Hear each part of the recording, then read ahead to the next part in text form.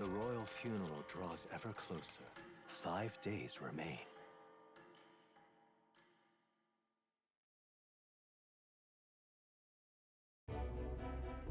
All ready then? Yes, my Lord Scotsman. From here on, we travel in secret. If we're to get back into the capital, we'll have to do it undetected. So we'll cut through the forest, find the abandoned mine shaft in the mountain, and take the tunnel to the other side. That way they'll never see us coming, huh? Lad, you'll be our vanguard.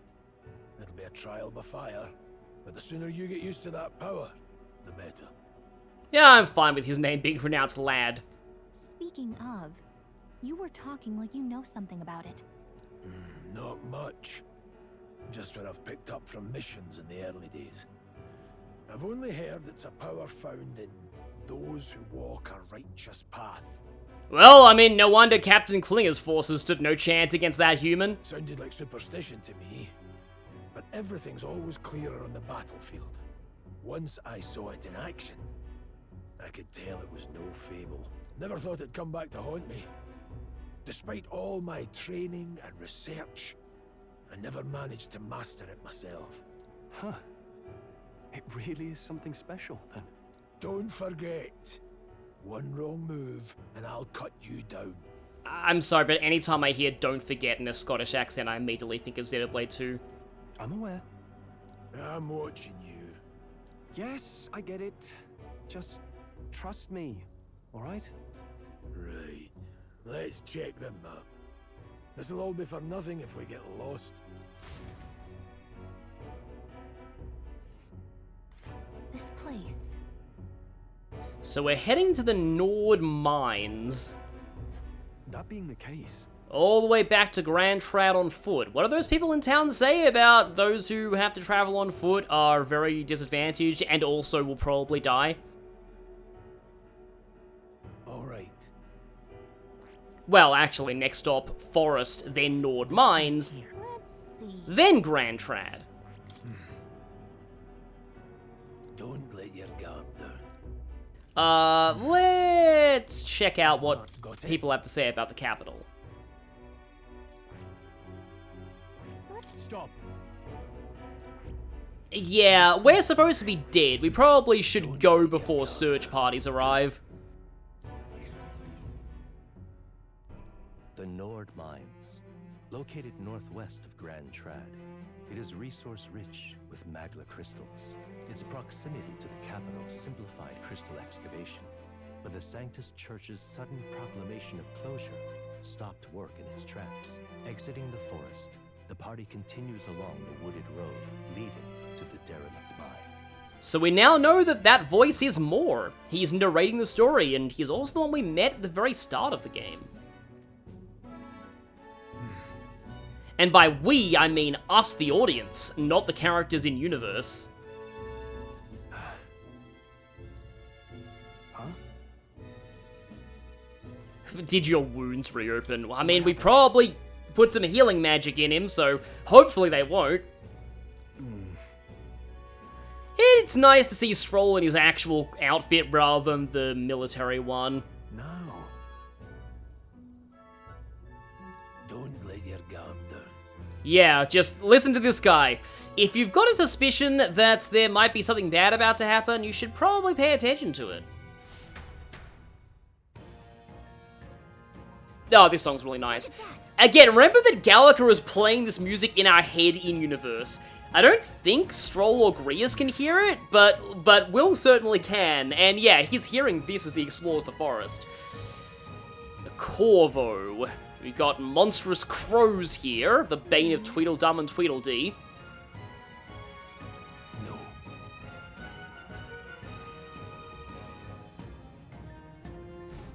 Let's go.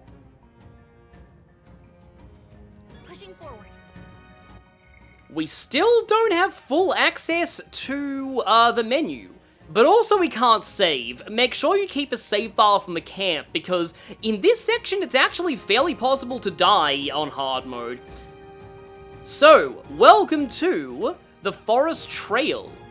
We've got a few paths that we can explore, and a decent number of enemies to fight. Glue moss, that sounds a little awkward to carry around in our pocket. But more of those hundos. However, we've fought these things before. We're already very experienced at taking them down. And that means they're barely worth our time.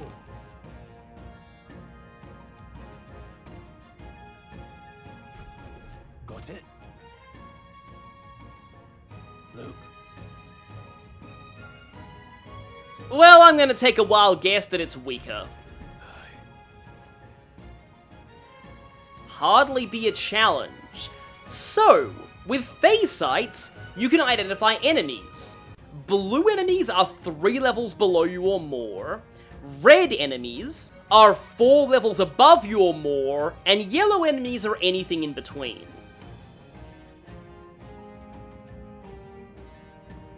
And thankfully the game will automatically inform you when an enemy's color has changed.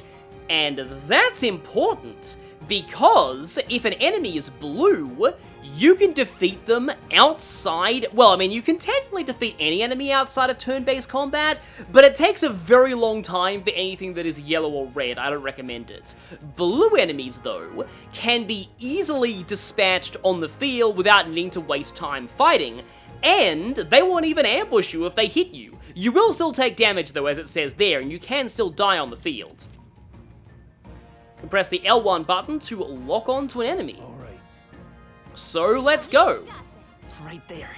Like I said, this game doesn't really have like a full-on action combat system, but this is a natural evolution of Ryuji's insta-kill ability in Persona 5, I feel, letting you dispatch weak enemies on the field without entering turn-based combat. And for that, it saves you a lot of time. Not that turn-based combat is boring or slow, I don't think it is at all. Especially with a certain feature that we're about to unlock, but, yeah, I love turn-based combat. I hate people who say, oh, turn-based combat is outdated. Because, yeah, this game is definitely following the vogue of combining action-based elements, but they are very rudimentary and mostly exist just for quickly killing weak enemies. Yeah, we already know that. And we already know that. But yeah, evaluate the enemies, if we can dispatch them quickly or jump directly into a squad battle. So, there are pros and cons to immediately pressing triangle. You don't risk getting ambushed, but at the same time, you also aren't going to be getting your preemptive strike off either. So, if we decide to, for example, fight this crow... Yeah, you'll also hear a ching noise whenever an enemy is about to attack in the field, which can be useful.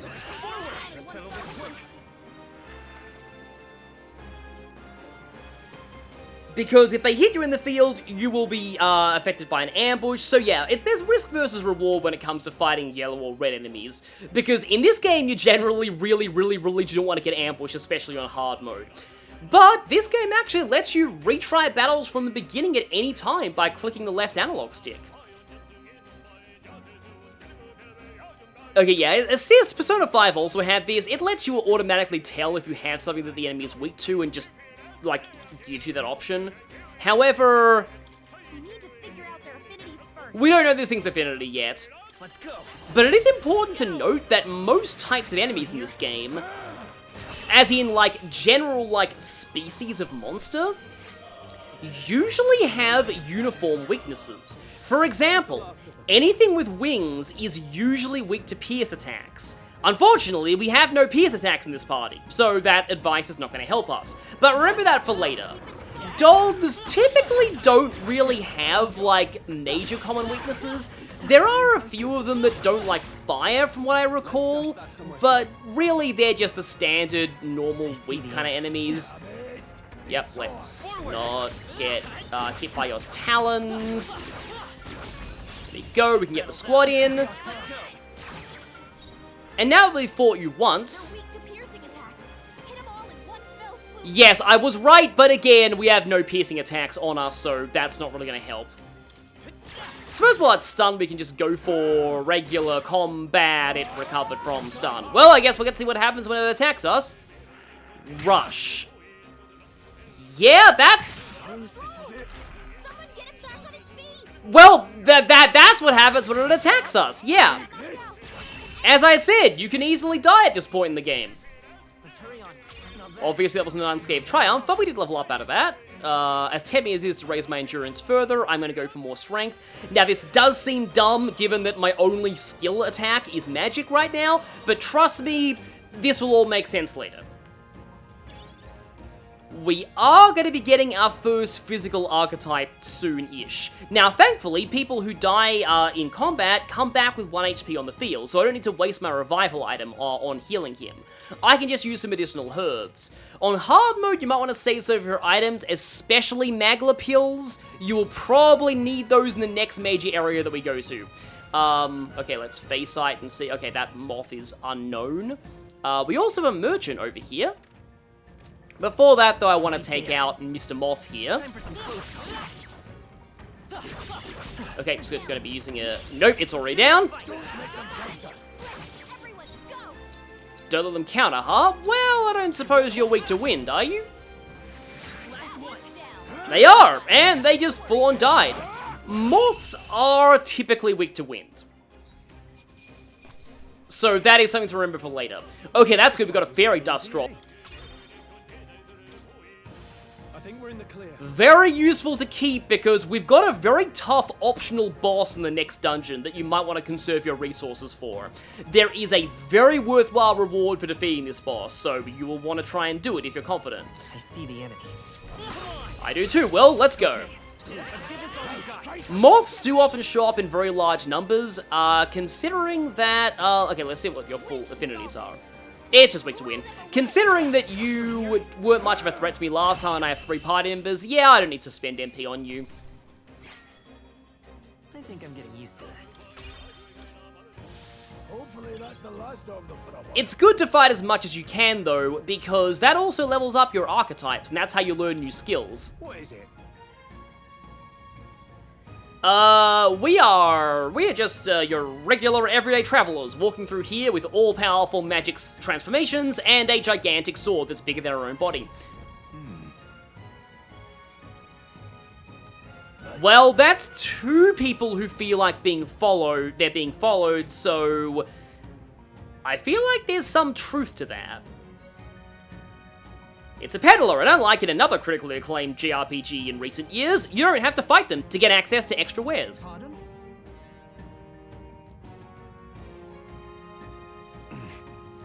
The human who wipes out entire towns, huh? But okay, we can buy stuff from this merchant. We can also sell all of our enemy drops. The Gorolo apple is worth quite a lot. So you sell medicinal herbs, medicine, and revival medicine. Now, you might notice that merchants... Oh, no, that's how much I have, not how much the merchant has in stock. Some items, I think, have limited stock from merchants. I am wondering whether I buy one of these. Given this is hard mode in the first, and the upcoming dungeon can actually be quite difficult, I think I will buy one more. I think I'm good on medicine for now. I want to save some money, because there's another merchant coming up who is, they sell some items that I will want for that upcoming optional boss, so I want to save some cash for that.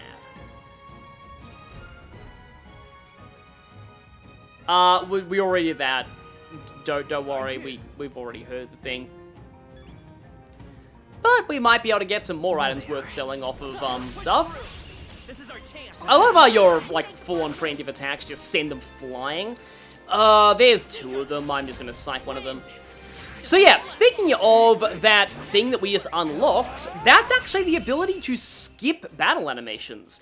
Any animation can be skipped by pressing the circle button, or the, I call it the star button, but it's actually the options button on the PS4 controller. But to me, it's the star button. But yeah, you can skip attacks, and that makes battles go by very, very quickly if you need them to. Yeah, you might notice that you do still get experience, archetype experience, everything else for fighting weak enemies in the field. The Unscathed Triumph bonus doesn't apply though, so you'll want to actually take part in real combat if you want those extra rewards. So again, risk versus reward. Let me take that. Is there something on me right now? Oh, it's a crow. Okay. Die hundos. Now, I do believe that if we try to engage this crow while the hundos are still here, the hundos will join the fight, so I'll deal with them first. You know what, I'm just going to use wind on you. We will be getting some free heals soon, but there is a fairly challenging force fight that's coming up. Well, fairly challenging on hard mode at least. On normal, it's probably not that bad. I say probably because I actually haven't played normal before in this game. I've only ever played hard. I actually should mention, oh right, Siki just leveled up. We didn't learn anything from that, but, yeah. You won't get the full, like explanation of your archetypes leveling up if you're just in the field, though. What I was saying is, this game is actually more difficult than modern Persona games, and that is by design. The developers mentioned that in interviews. So, if you are, like, relatively new to Atlas games, I would recommend not playing on hard mode on your first try. Yeah, I'll go for the healthier one with the wind attack. Speaking of Persona, you might notice the elements are labeled differently in this game. Instead of Garu, it's Psyche. So once again, showing that this is inspired by the mechanics and some story elements of their other games, but also very much its own thing. One of the things that I love about Metaphor is the fact that it's a rare instance of a totally original IP that actually, yeah, I knew there'd be a crow there, of a totally original IP that actually did very well. Okay, that thing recovered its stun gauge because I stopped attacking it for a bit, so that's also good to know. If you looked very closely at the health bar on this crow, you might notice that you can still deal critical hits in field combat. In fact, I should probably explain some things about how those work, or not, because this game's formulas for damage and the like are ridiculously convoluted. I'll be going over them at some point, but the main thing to know for now is about how your stats work. So strength determines physical damage, magic determines magical damage, endurance affects physical and magic defense in this game, unlike one of its inspirations, Digital Devil Saga, where magic was a stupidly busted stat that controlled magic attack, magic defense, magic evasion, and also MP. So magic builds in this game do not have that much of a ludicrous advantage.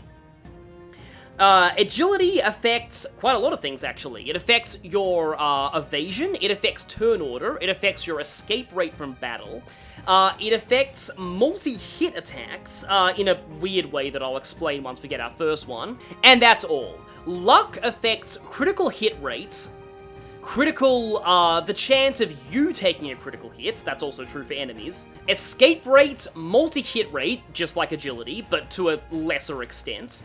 And item drop rates. For that, luck stats are combined across your whole party. So it doesn't matter if you're not going for a luck build on the protagonist there. Though you really don't need to, thanks to a certain hilarious mechanic that we'll get to way later on.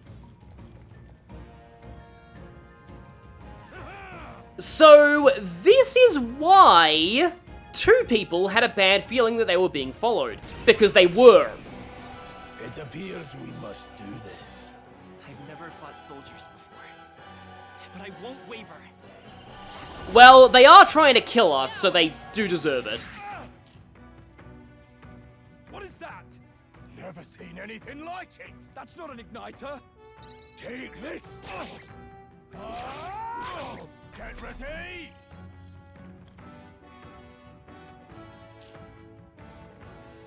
Shite. So, shite! This is our tutorial to guarding. Press circle to guard, which consumes one turn icon, or maybe less if you get a certain accessory later in the game. Guarding greatly decreases the damage your character takes and prevents any weaknesses from being exploited.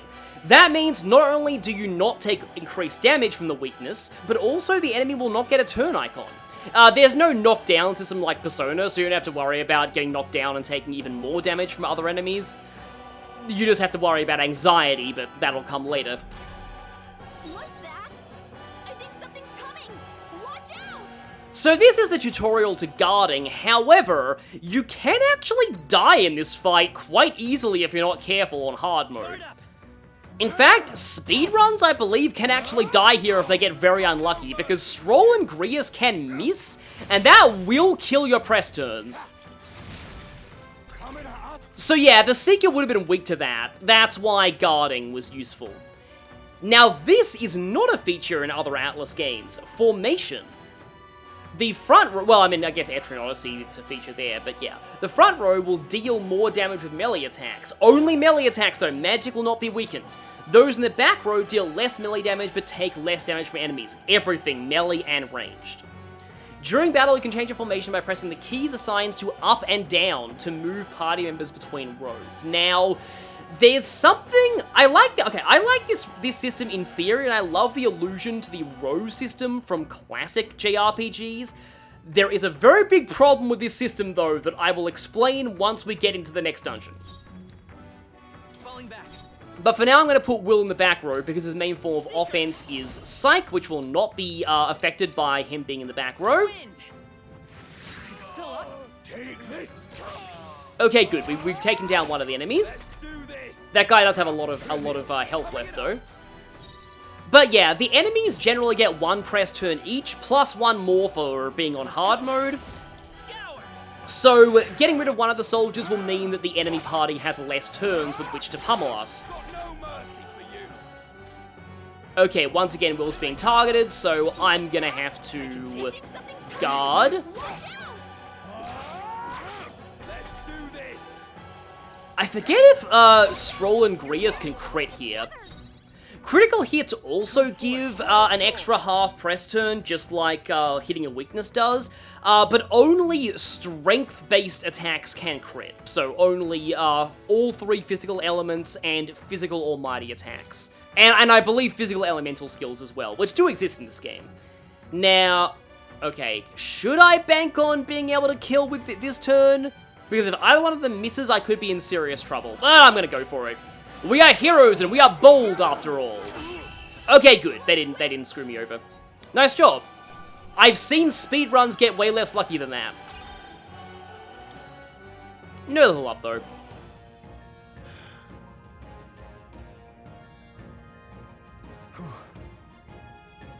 No. Why would deserters want to kill us though? Let's hurry. But yeah, we gotta keep running. And here we are. Dungeon number 2 in a row, the Abandoned Mine. This early in the game and already we have ominous chanting. Well, that's certainly a sign. Hey. Indeed. So, We do get a full heal now, which is good, because we're gonna need it soon. We're just passing through. Yeah, we're not suspicious at all. These come highly recommended. Okay, so I guess you were suspicious then. But he's not actually selling stones, he's only selling the same 3 medicines we could already buy from the other guy. Can we get some... Yeah, let's just get a little bit more money. And you know what? I'm gonna get another revival medicine. But I'm still saving my cash, though. This is not the merchant that I was thinking of, who sells that important item for the boss fight upcoming.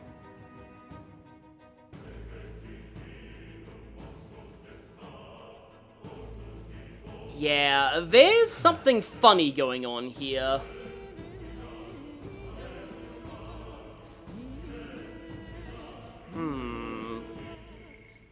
And we are allowed to save here. This is considered a safe place, so definitely take the chance to do that, because you won't get that luxury once you're, once you're in this tunnel that's coming up.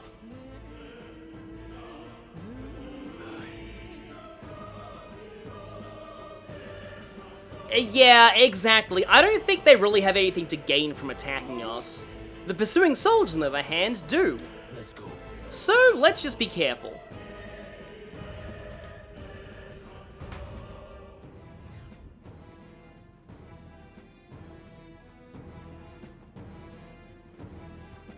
However,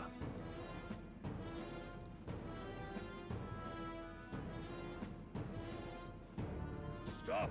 Don't move. Yeah, here they are. Damn move. Why do I get the feeling that if we surrender peacefully, you'll just stab us? The barricade with soldiers just makes me think that they're all just forming a giant wall of bodies and just blocking the entrance that way. Which the Imperial Guard have, like, literally done as a tactic, so I mean, I wouldn't put it past them. Wait.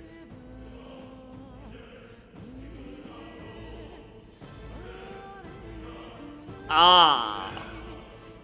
They don't want word getting out that they botched that operation horribly. So they need every witness to conveniently disappear. Well, I suppose that means we don't need to feel bad for fighting these guys. However, they are weak enough that we can dispatch them in overworld combat, which is nice. Yeah, they're only level 1. Did actually take a pretty good amount of damage from them there. Something to mention is that while we are engaging in field combat, weaknesses do apply in overworld combat, though only for increased damage, and you'll also increase the stun gauge on enemies more by hitting with their weaknesses. But this only really applies if enemies are weak to a physical element, or if you have an elemental-based weapon, which we might be getting at some point soon. Other than that, though... Okay, I want to say you don't need to heal yet. I hope I'm not horribly wrong. However, immunities do not apply in field combat, which is very convenient, because otherwise if you're equipping a weapon that the enemy nulls, like of an element that the enemy nulls, you wouldn't be able to, like, actually stun them, or, like, do any damage to them, and that would suck.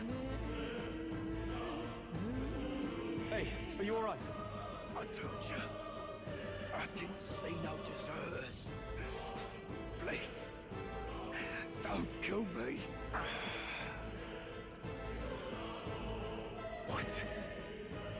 Why? To send a message, boy. Either we give ourselves up, or these innocents pay the price. But the only one who could know we survived.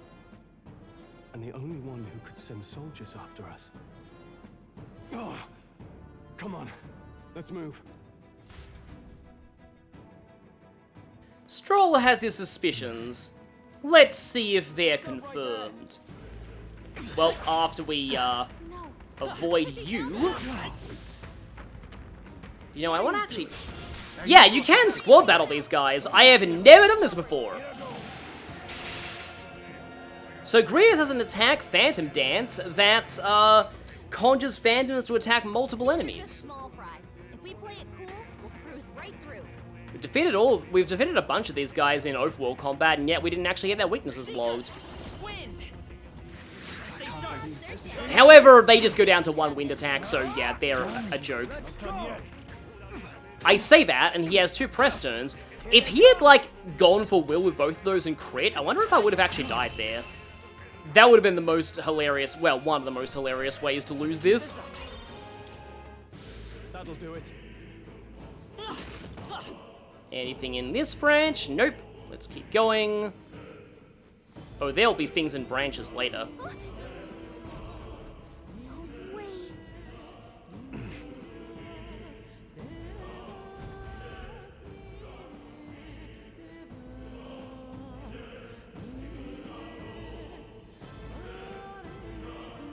I knew I'd find you here. I knew it. It was the bad Klingy all along. He was truly the worst of all Klingies. I do feel like this guy would be an Armor Knight if this was Fire Emblem. You were the only one who never went up to the fort itself, after all.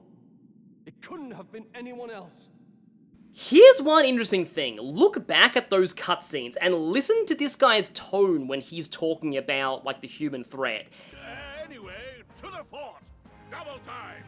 I'll stay behind to see to the poor bastard's wounds. He was making very clear excuses to not go in the fort. Now, you can easily brush it off as him being a cowardly blowhard on your first viewing, but on a second viewing, it gets a lot more suspicious.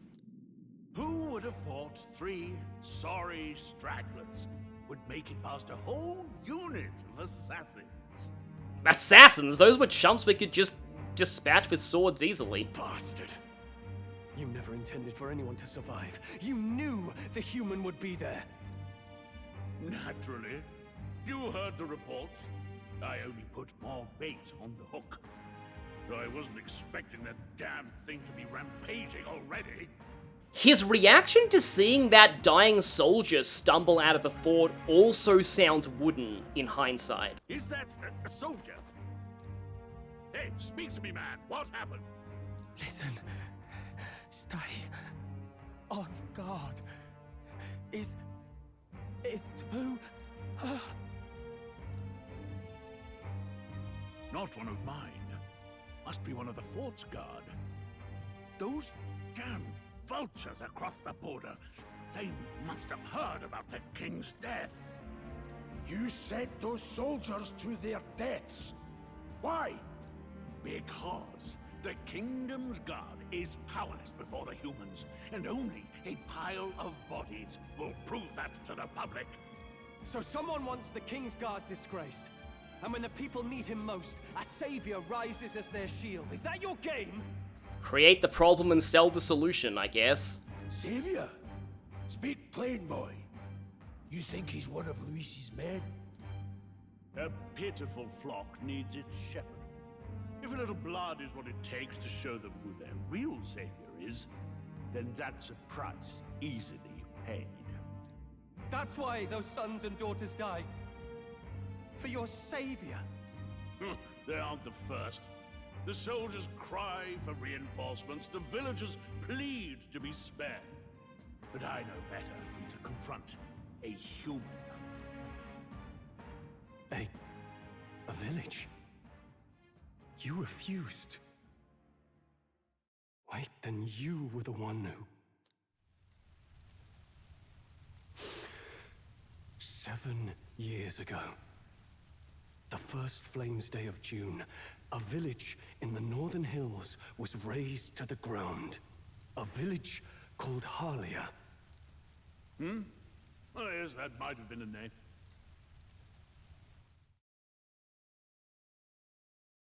Then you made a fatal mistake, Klinger.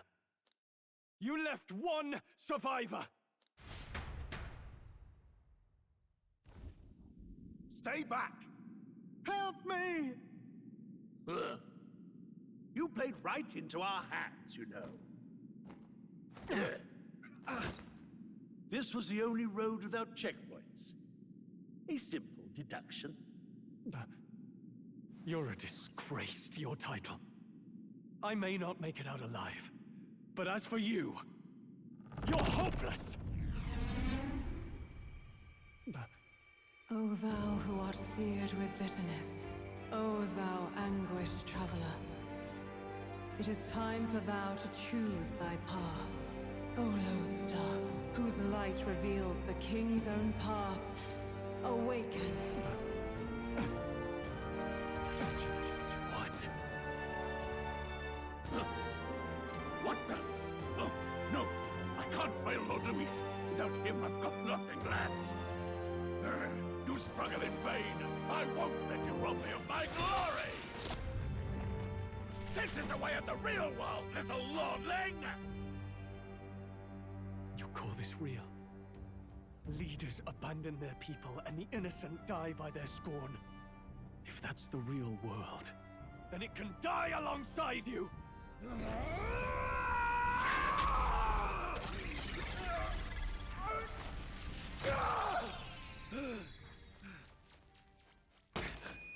My name is Strohl de Haliaetus. My home and my family were taken from me.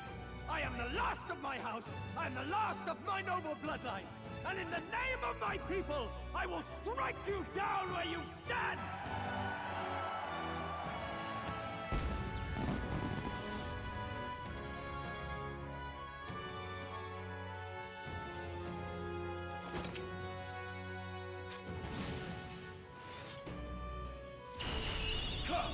I will show you a world with honor. The mightiest sword is wielded for the people. Strohl, our ride or die and first true ally, provides good physical offense and well-balanced stats elsewhere. He's mostly slanted towards physical archetypes in the early game, and will have the highest strength of the party for a while.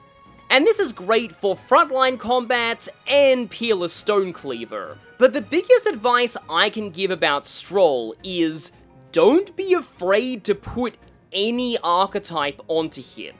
He's actually not bad as a mage, and you will want multiple mages to deal with enemies with elemental weaknesses. Even if you don't use him as a mage all the time, I recommend unlocking the archetype on him as early as possible, just so you have that option. Trust me, Mage Strohl will save your butt when you least expect it. Strohl's balanced stat build means you can make any archetype work on him, so he can easily fill whatever holes you have in a team composition. I think it was intentional that your first true party member is this balanced, encouraging the player to discover the true versatility of the archetype system.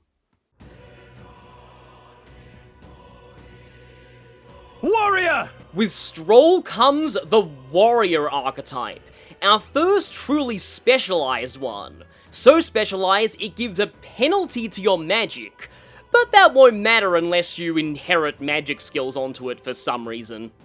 At max rank, it gives a sizable bonus to strength and endurance, while giving solid agility and luck. Its hero passive is Barge Past, which prevents you from being enemy advantaged while hit in the field, but what the game doesn't tell you is this only works while you're in an attack animation. Think of it like having super armor in a fighting game. But this is better than you'd think because Warrior's field animations are very slow, and being enemy advantage on hard mode is often a death sentence, especially in the dungeon we're about to play. So if you're going for a physical build protagonist, I'd recommend unlocking this ASAP, but mainly for its damage output.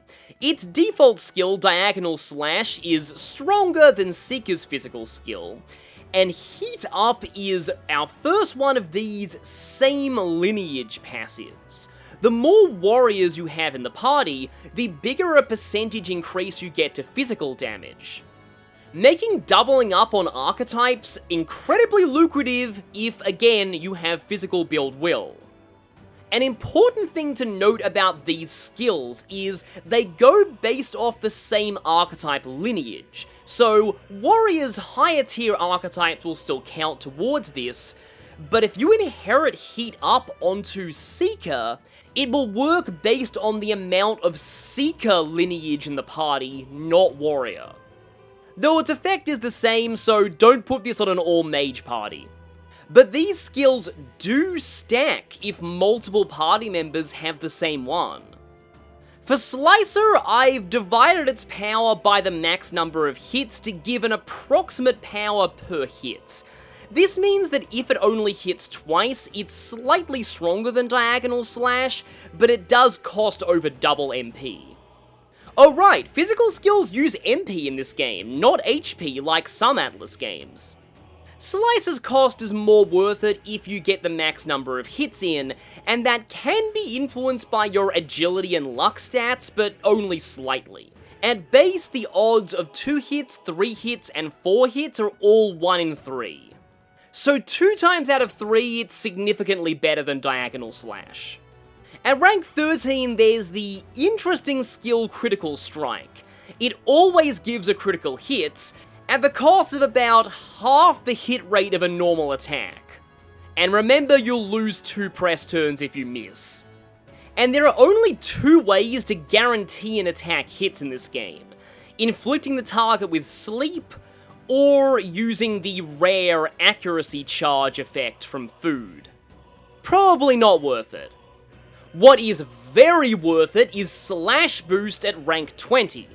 Boosting slash damage by 20%. Now, this is stupidly expensive to inherit to other archetypes, and for very good reason. Because guess what happens to be slash element? Starts with Peerless and ends with Stonecleaver. Although we don't have access to that yet, that time is fast approaching. And at that point, Warrior becomes the best archetype we have by a wide margin.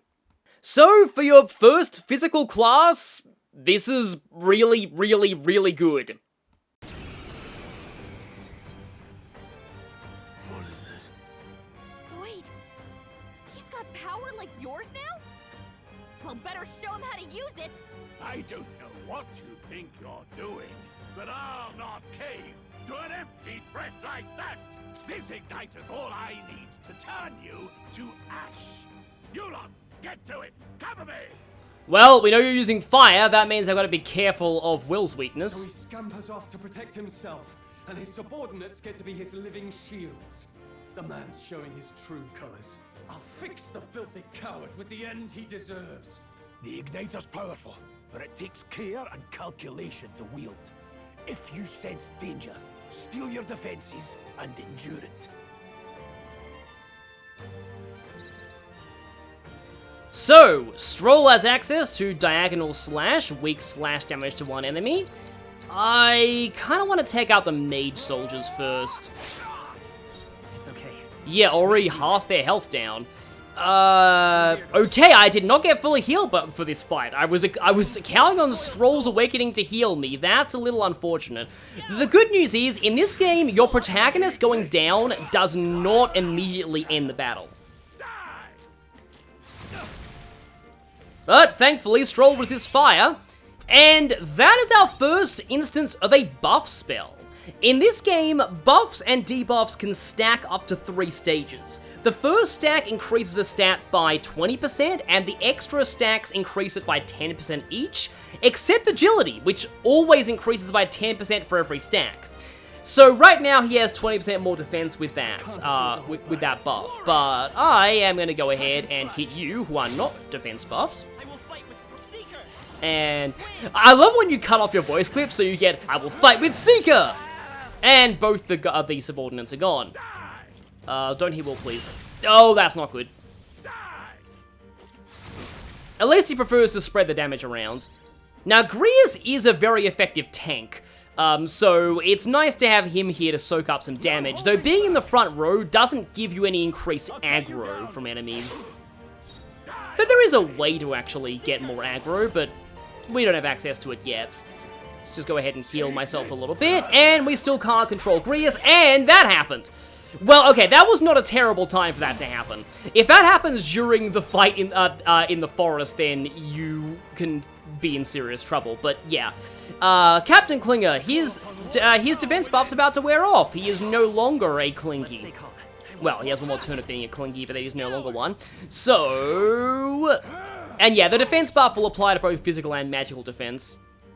Defense returns to normal, mage fire again. Okay, good, not on Will. No holding back! You'll die of mist and unborn. Wind! I always like it when bosses have, like, mid-battle banter in games.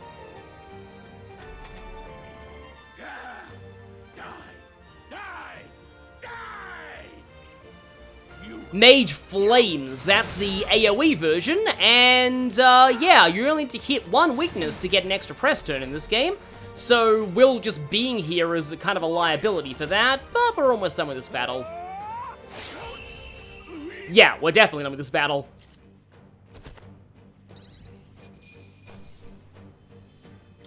That'll do.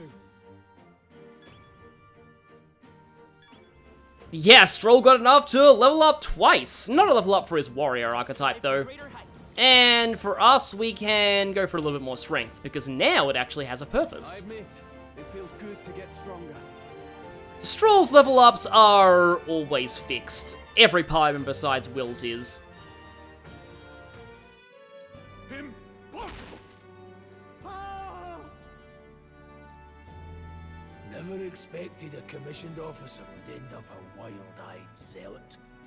Well, we did hear rumors in town that Luis had already sunk his hooks into the military, so it's, in hindsight, not that surprising. How did I do all that? And without an igniter? Just like him. Who are you two, really? I'm Leon Strohl. Just a fallen noble from the countryside. Back there, Klinger mentioned a village that was raised by a human. They sent for help, but he abandoned them. Haliaetus was its name. I'm the son of its lord, and now I know what really happened. We sent our fastest riders, but we were doomed from the start. If Luis was behind it, then that's all I need to know. He's the one who'll answer for it. I have my own reason to fight now.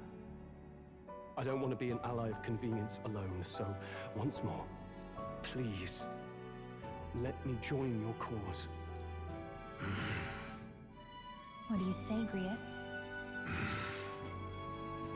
I see keeping an eye on you was too much trouble in the first place. So you've no objections? What say you, friend? We're brothers in arms, my friend. Brothers in...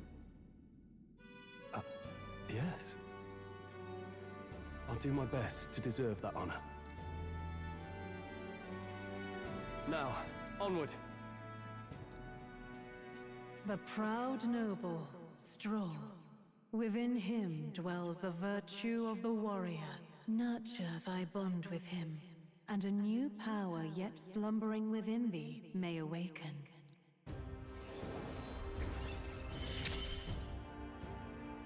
Together we stand. And that's why my strength build comes online now. We have unlocked the warrior archetype.